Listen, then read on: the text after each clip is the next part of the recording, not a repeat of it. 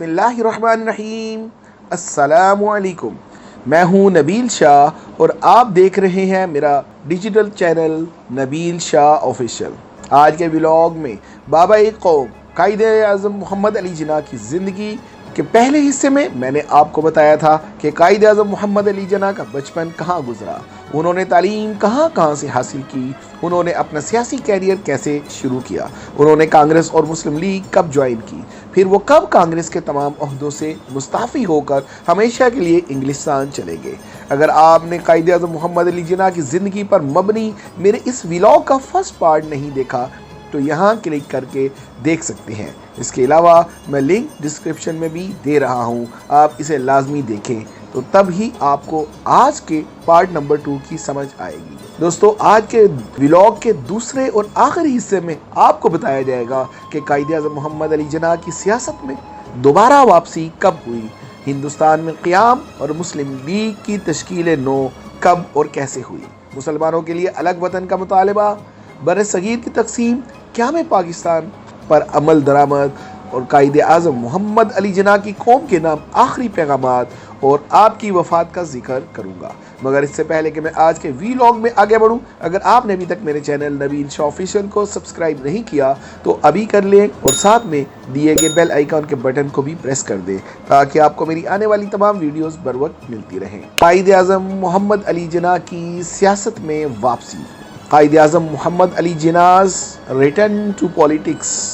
दोस्तों, 1933 में हिंदुस्तानी मुसलमान बिलखुसूस मुत्तहिदा सूबों के मुसलमान कायद-ए-आज़म मोहम्मद अली जिन्ना से दोबारा आकर मुस्लिम लीग की क़यादत संभालने का कहने लगे, जो अब कदरे गैर मुतहर्रिक हो चुकी थी। कायद-ए-आज़म मोहम्मद अली जिन्ना भी अब सिर्फ नाम के ही सदर थे। जब उन्हें 1933 के सेशन के सदारत के लिए मदऊ किया गया तो उन्होंने ये कहकर माजरत कर ली कि वो इस साल के इख्तिताम से पहले हाजिर नहीं हो सकते। दोस्तों, इस हवाले से जिन रहनुमाओं ने कायद-ए-आज़म मोहम्मद अली जिन्ना से मुलाकात की उनमें नवाब लियाकत अली खान भी शामिल थे, जो बाद में कायद-ए-आज़म मोहम्मद अली जिन्ना की करीबी मशीर के तौर पर सामने आए और वो पाकिस्तान के पहले वज़ीर आज़म के ओहदे पर भी फाइज हुए। दोस्तों, कायद-ए-आज़म मोहम्मद अली जिन्ना की वापसी के हवाले से लियाकत अली खान ने कई मुस्लिम रहनुमाओं से मुशावरत की और उनके पैगामात कायद-ए-आज़म मोहम्मद अली जिन्ना तक पहुँचाए।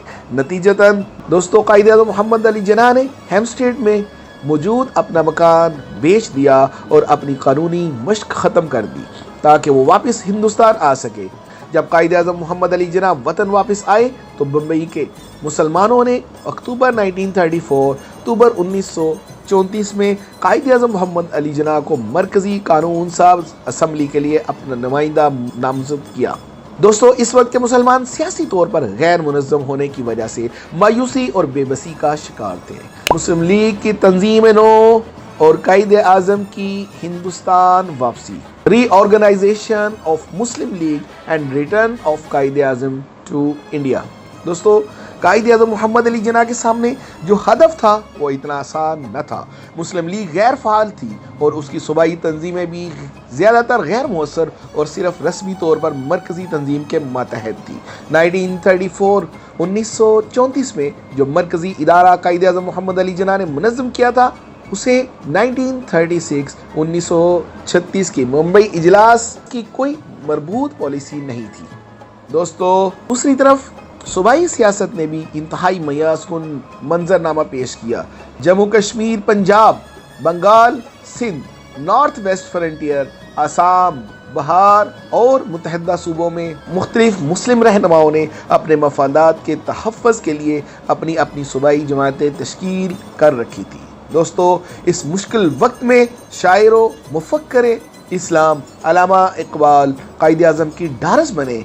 आपने पस मंज़र में रहकर हिंदुस्तानी सियासत में अपना रास्ता बनाने में कायद-ए-आज़म की बहुत मदद की, जिसके नतीजे में इस मायूस कुन सूरत हाल के बावजूद कायद-ए-आज़म मोहम्मद अली जिन्ना ने एक प्लेटफॉर्म पर मुसलमानों को मुनज़्ज़म करने के लिए ख़ुद को वक्फ़ कर दिया। उन्होंने मुल्क की दौरों का आगाज़ किया और सूबाई मुस्लिम रहनुमाओं से इल्तिजा की कि वो अपने इख्तलाफात को ख़त्म करें और मुत्तहिद होकर मुस्लिम लीग में शामिल हो जाएं। उन्होंने मुस्लिम अवाम को अपने आप को मुनज़्ज़म करने और मुस्लिम लीग में शामिल होने की तलकीन की। उन्होंने गवर्नमेंट ऑफ इंडिया एक्ट 1935 के हवाले से मुसलमानों के सियासी जज्बात को हम आहंग किया और वाज़ेह सिमत फराहम की। दोस्तों, कायदे आज़म मोहम्मद अली जिन्ना ने इस बात की हमायत की कि फ़ेडरल स्कीम को ख़त्म करना चाहिए, क्योंकि ये हिंदुस्तान की खुद मुख्तार हुकूमत के मकसद के मुनाफी है। जबकि सूबाई स्कीम, जिसने पहली बार सूबाई खुद मुख्तारी के हक़ को कबूल किया था, इसके कुछ काबिल एतराज़ खुसूसियात के बावजूद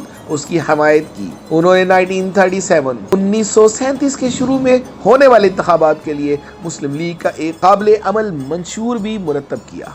दोस्तों, कायदे आज़म की जारहाना सियासत से ऐसा लगता था कि वो हिंदुस्तान के मुसलमानों को एक अलग ताकत बनाने के लिए हवा की मुखालिफ सिमत में उड़ने की जदोजहद कर रहे हैं। दोस्तों, तमाम तर मुश्किल हालात के बावजूद मुस्लिम लीग ने 1937 के इंतखाबात में कुल 485 मुस्लिम नशिस्तों में से 108 यानी तकरीबन 23% नशिस्तें हासिल की।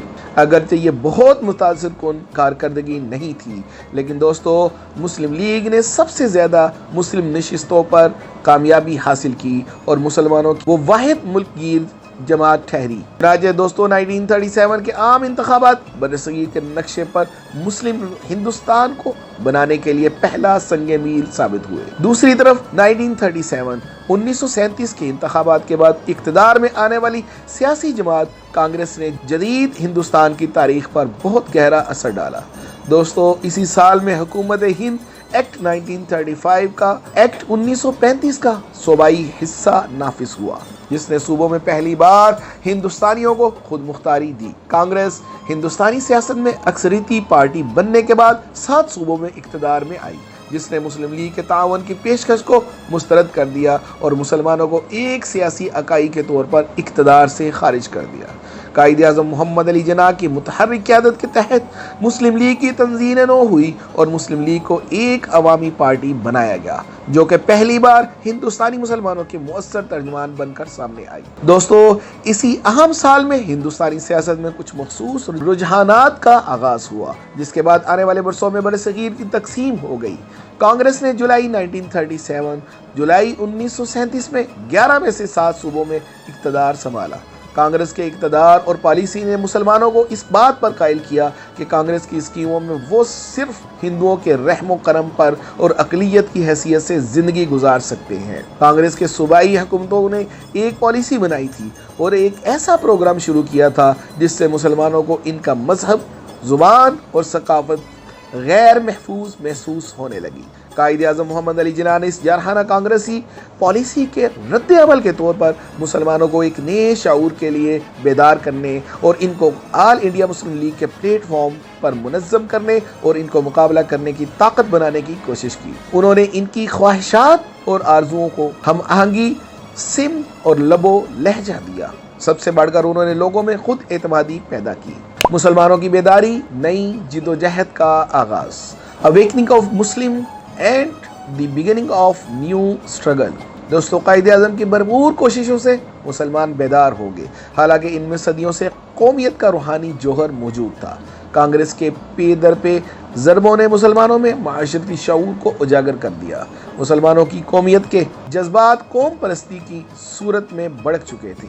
मज़ीद ये कि ना सिर्फ इनमें बहसियत कौम रहने की ख्वाहिश पैदार हो चुकी थी, बल्कि इनके पास सरजमीन मौजूद थी जिस पर वो अपनी नई दरियाफ़त शुदा कौम के लिए रियासत और सकाफ़ती घर कायम कर सकते थे। दो कौमी नज़रिया की बुनियाद ने मुसलमानों को अपनी मुख्तलिफ कौम परस्ती के लिए फ़िक्री जवाज़ फ्राहम किया।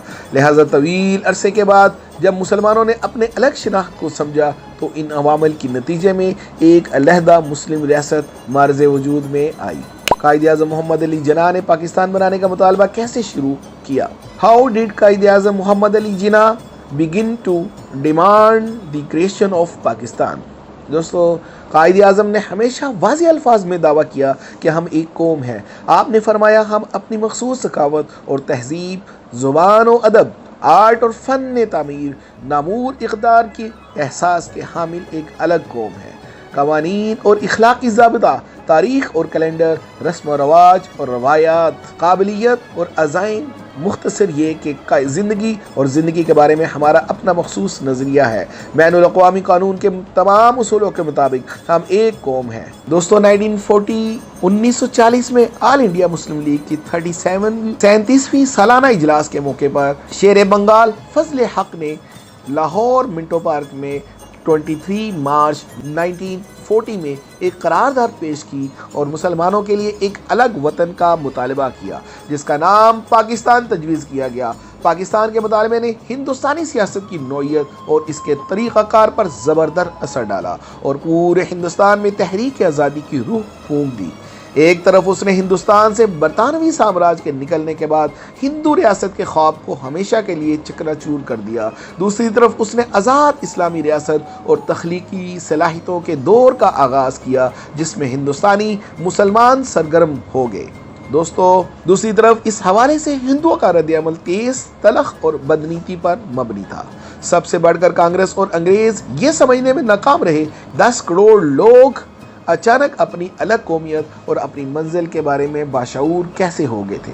दोस्तों मुस्लिम सियासत का रुख पाकिस्तान की तरफ गामजिन करने और 1947 में क़याम पाकिस्तान में इसकी तकमील की तरफ बहुत से मुस्लिम लीडरान ने अपने किरदार अदा किया, लेकिन मुसलमानों की रहनुमाई करने में जो फैसला कुन किरदार कायद आज़म मोहम्मद अली जिन्ना ने अदा किया वो नाकाबिले फरामोश और लाजवाल है। ये सब इनकी मुअस्सर वकालत का नतीजा था कि इन नाजुक मुज़ाकरात में ख़ास तौर पर जंग के बाद के दौर में इनकी ज़बरदस्त हिकमत अमली ने पाकिस्तान बनने के मुतालबे की तकमील को यकीनी बना दिया।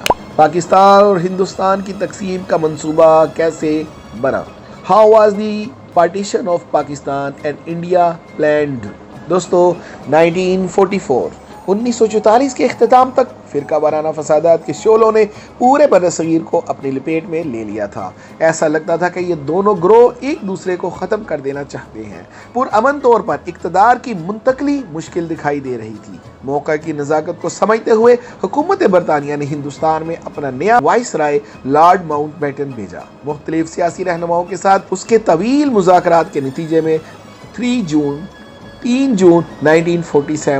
1947 का एक तारीख साज मंसूबा सामने आया, जिसके ज़रिए अंग्रेज़ों ने बिलाखिर बरसगीर को हिंदुओं और मुसलमानों में तकसीम करने का फ़ैसला किया और 15 अगस्त 1947 को 2 आज़ाद रियासतों को इक़्तिदार सौंपने और बरसगीर पाक व हिंद को हमेशा के लिए आज़ाद करने का फ़ैसला किया। इस मंसूबे को 3 अक्सरीती हिंदुस्तानी सियासी जमातों ने बाज़ाब्ता तौर पर कबूल कर लिया, जिनमें कांग्रेस, मुस्लिम लीग और अकाली दल सिखों की जमात शामिल है। आज़ाद पाकिस्तान कौम के कायद। दोस्तों कायद आज़म मोहम्मद अली जिन्ना की अनथक मेहनत और काबिश के बाद बिलाखिर 14 अगस्त 1947 14 अगस्त 1947 को आज़ाद पाकिस्तान मार्ज़ वजूद में आया। कायद आज़म के बेमिसाल खिदमात के इतराफ़ में मुस्लिम लीग ने कायद आज़म मोहम्मद अली जिन्ना को पाकिस्तान का पहला गवर्नर जनरल ऑफ पाकिस्तान नामज़द किया, जबकि कांग्रेस ने लॉर्ड माउंटबेटन की बेशुमार खिदमात की बिना पर, जिसमें मुस्लिम अक्सरीती इलाके जम्मू कश्मीर, गुरदासपुर, फिरोज़वाला और सिखों के अक्सरीती इलाके खालिस्तान पंजाब को धोखाधड़ी से हिंदुस्तान का हिस्सा बनाने की खिदमात के इतराफ़ में तारीख़ के स्याह हरूफ से लिखा जाने वाले बाब में एक अंग्रेज़ हुक्मरान को अपना पहला गवर्नर जनरल नामज़द किया। ये कह सकते हैं कि ये नामज़दगी एक रिश्वत के तौर पर भी थी। लॉर्ड माउंटबेटन ने जो नाइंसाफ़ी की थी, जो ज़मीन की हदूद तकसीम करते हुए मुस्लिम अक्सरीती कई इलाके हिंदुस्तान को भारत को देने जो इसका कारनामा था, जो उसने अपने इख्तियारात इस्तेमाल किया, बतौर इनाम उसे अपना पहला गवर्नर जनरल ऑफ हिंदुस्तान नामज़द किया।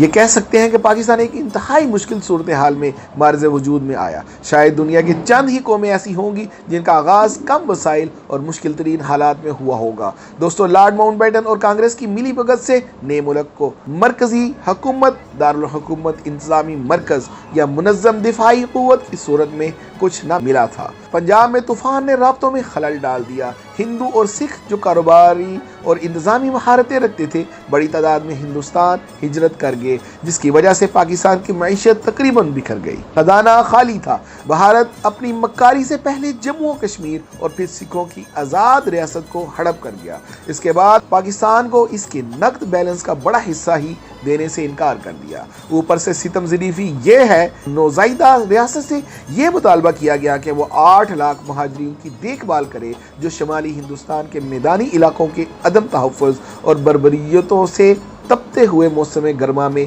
फरार हुए थे। एक तरफ तो पाकिस्तान की इंतज़ामी और माशी कमज़ोरी का आलिम था, तो दूसरी तरफ हिंदुस्तान ने नवंबर 1947 में जूनागढ़, जिसने असल में पाकिस्तान को कबूल किया था, का फ़ौजी कार्रवाई के ज़रिए इल्हाक़ कर लिया और अक्टूबर 1947 से दिसंबर 1948 तक कश्मीरी जंग ने पाकिस्तान के दिफाई कमज़ोरी को भी बेनकाब कर दिया। दोस्तों, इन हालात में पाकिस्तान का अपने पैरों पर खड़ा होना किसी मोजज़े से कम नहीं था, जो सिर्फ अल्लाह ताला के बाद एक ईमानदार और मुखलिस शख्स कायद-ए-आज़म मोहम्मद अली जिन्ना की वजह से हुआ। कौम को तारीख के इस नाजुक मोड़ पर एक करिश्माती रहनुमा की अशद ज़रूरत थी और वो कायद-ए-आज़म ने अपना किरदार बहुत अच्छे तरीके से निभाया, क्योंकि वो महज गवर्नर जनरल ही नहीं थे, बल्कि वो इस कौम के कायद-ए-आज़म थे। दोस्तों, आपने नौज़ाइदा कौम को इब्तदाई खौफनाक बहरानों में काबू पाने के काबिल बनाया। उन्होंने आज़ादी के बाद पैदा होने वाले हुब्बुल वतनी के गहरे जज्बात को बुलंद किया, लोगों में जोशो खरोश पैदा किया, इनके हौसले बुलंद किए और अपने साथ लोगों की वफादारियों को रियासत की तामीर में इस्तेमाल किया। अगरचे कायद-ए-आज़म मोहम्मद अली जिन्ना बहुत थक चुके थे और उनकी सेहत भी ख़राब थी, उन्होंने पहले साल में कौम की तामीर के बोझ का सबसे भारी हिस्सा खुद उठाया। उन्होंने नई रियासत की पॉलिसियाँ मरतब की, कौम को दरपेश फौरी मसाइल की तरफ तवज्जो दिलाई और दस्तूर साज असम्बली के मेम्बरान, सरकारी मुलाजमीन और मुस्लिम अफवाज को बताया कि कौम को उनसे क्या तवक्कुआत हैं। उन्होंने जोर दिया कि अमन व अमान को हर कीमत पर बरकरार रखा जाए। वो कुछ वक्त के लिए कराची से लाहौर मुंतकिल हुए और सबसे ज़्यादा नकल मकानी करने वाले पंजाब में महाजरीन की फौरी मसले की निगरानी की। शदीद गम व गुस्से के वक्त उन्होंने अपने आप को पुरस्कून और मुस्तहकम रखा। उन्होंने लाहौर में अपने पुरजोश सामीन को मशवरा दिया कि वो मुहाजिरों की मदद करते हुए इंतकामी कार्रवाइयों से बचें, तहम्मुल से काम लें, अक़लियतों की हिफाजत पर तवज्जो दें। उन्होंने अक़लियतों को मुनसफ़ाना सलूक की यकीन दहानी कराई। उन्होंने मुख्तलिफ सूबों का दौरा किया, इनके मखसूस मसाइल का जायज़ा लिया और इनमें मखसूस शनाख्त का एहसास पैदा किया। उन्होंने नॉर्थ वेस्ट फ्रंटियर मौजूदा सूबा पख्तूनख्वा में बरतानवी पॉलिसी को पलट दिया और वज़ीरिस्तान के कबायली इलाकों से फ़ौजों के निकलने का हुक्म दे दिया, जिससे पठान बरादरी खुद को पाकिस्तान की आज़ाद रियासत का लाजमी जुज़ महसूस करने लगी। उन्होंने खारजा उमूर और सरहदी इलाके की वजारत तश्कील दे दी और बलोचिस्तान में एक नए दौर का आगाज़ किया। उन्होंने कराची की हैसियत के मुतनाज़ा सवाल को हल किया, रियासतों खुसूसन कल्लात से इल्हाक हासिल कर लिया, जो कि बहुत बड़ा मसला नज़र आता था। वो मसला कश्मीर के हल के लिए लॉर्ड माउंटबेटन से मुज़ाकरात करते रहे, लेकिन इस वक्त भी लॉर्ड माउंटबेटन की सर पर भारत की गवर्नर जनरल की कुर्सी सवार थी और उसने कायद-ए-आज़म की कोई बात नहीं मानी। बिलाखिर भारतीयों के जब इक़्तिदार पर पौ मजबूत हो गए, कश्मीर और खालिस्तान इनके हाथ में आ गया, तो फिर उन्होंने लॉर्ड माउंटबेटन को भी इस्तीफ़ा देने पर मजबूर कर दिया और इक़्तिदार मुकम्मल तौर पर कांग्रेस के हाथों में आ गया। इसका मतलब है कांग्रेस ने चालाकी और होशियारी के साथ लॉर्ड माउंटबेटन को भी अपने मकसद के लिए इस्तेमाल किया और फिर उसे इस्तेमाल करने के बाद यूज टिश्यू की तरह फेंक दिया। कायद-ए-आज़म मोहम्मद अली जिन्ना का आखिरी पैगाम, last message of Quaid-e-Azam Mohammad Ali Jinnah. दोस्तों, अपने मिशन की तकमील पर इत्मीनान के साथ कायद-ए-आज़म मोहम्मद अली जिन्ना ने 14 अगस्त 1948 को 14 अगस्त 1948 को अपनी तारीख साज खिताब में अपने आखिरी पैगाम में कौम से कहा, आपकी रियासत की बुनियादें रखी जा चुकी हैं, अब ये आप पर है कि आप इसकी जल्द अज जल्द तामीर करें, जितनी जल्दी आप कर सकते हैं करें। पाकिस्तान के वजूद में आने के बाद उन्होंने सारा बोझ अपने ऊपर ले लिया। कायद-ए-आज़म ने अपनी आखिरी सांस तक काम किया। दोस्तों, रिचर्ड सिमंस ने कहा था, पाकिस्तान की बका के लिए सबसे बड़ा किरदार जिन्ना ने अदा किया था।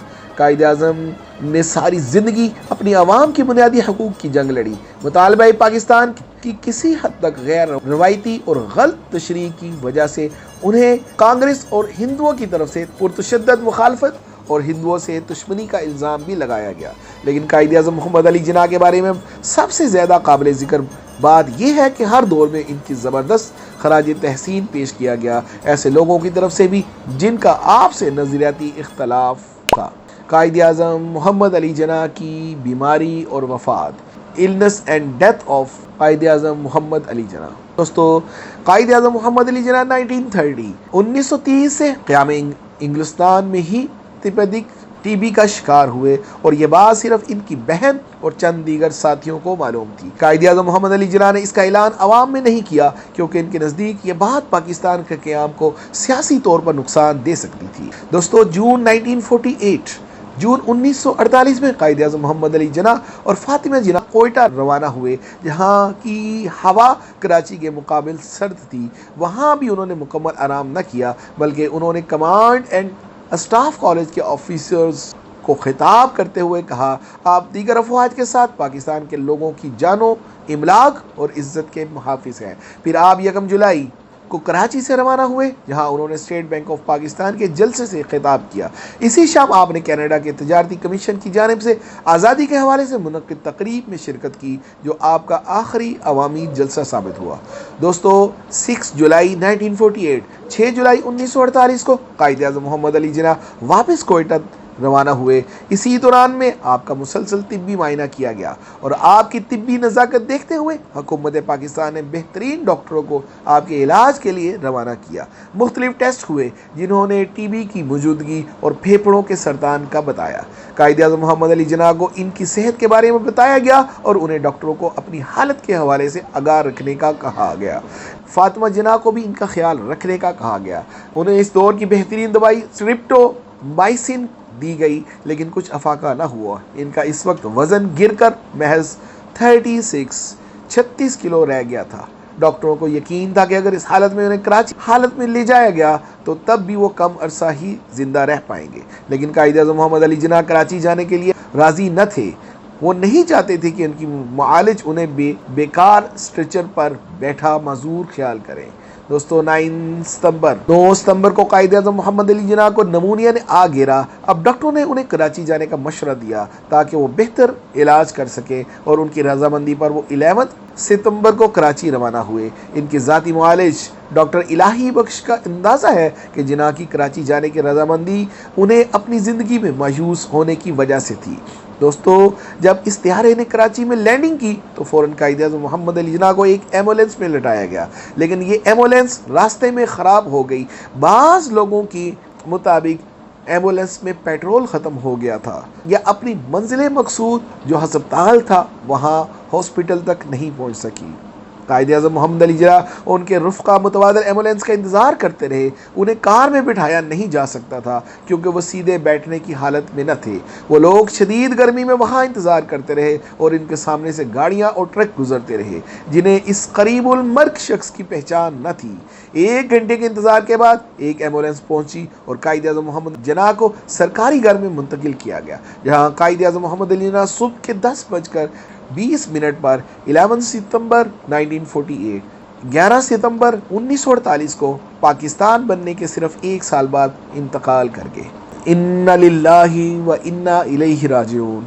कायद-ए-आज़म मोहम्मद अली जिन्ना को 12 सितंबर 1948 को दोनों मुल्कों भारत और पाकिस्तान में सरकारी सोग के दरमियान में दफनाया गया। अल्लामा शबीर अहमद उस्मानी ने आपका नमाज़ी जनाजा पढ़ाया। आपकी जनाजे पर लाखों लोग शरीक हुए। भारत के गवर्नर जनरल राजा गोपाल आचार्य ने इस दिन एक सरकारी तकरीब को इस मरहूम का एजाज़ में मनसूख किया।